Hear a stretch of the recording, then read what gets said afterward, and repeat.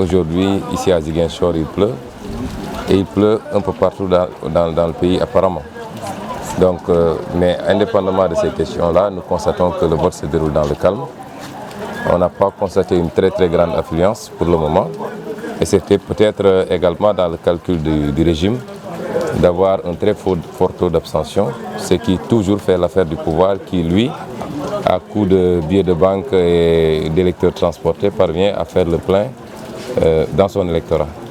On a parlé de dysfonctionnement lié à des gens qui ne figureraient pas sur les listes alors qu'ils ont leur carte d'électeur ou leur récépissé, lié également à un matériel électoral insuffisant dans certains centres ou bureaux de vote, lié aussi au fait que dans certaines zones, les bureaux de vote provisoires qui ont été installés ont été emportés hier par la pluie, ce qui fait qu'ils ont dû trouver des solutions d'urgence. Évidemment, c'était prévisible.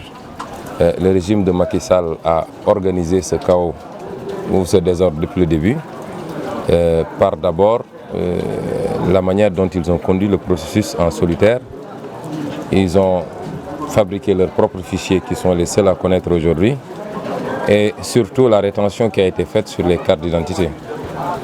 Et ensuite, depuis quelques jours, nous assistons à ce qu'il y a de plus déplorable en démocratie, c'est-à-dire l'utilisation massive de l'argent, notamment l'argent tiré des caisses de l'État, pour corrompre ou essayer d'acheter des consciences, mais surtout faire du débauchage sur des listes électorales, ce qu'on n'a jamais vu au Sénégal à une semaine d'élection, à 24 heures d'élection, que des gens qui figurent sur des listes puissent annoncer le ralliement au parti au pouvoir parce que simplement l'argent a encore parlé. Je crois que les Sénégalais doivent aujourd'hui prendre leurs responsabilités. Ils avaient sanctionné le régime qui était là à cause de ces comportements-là.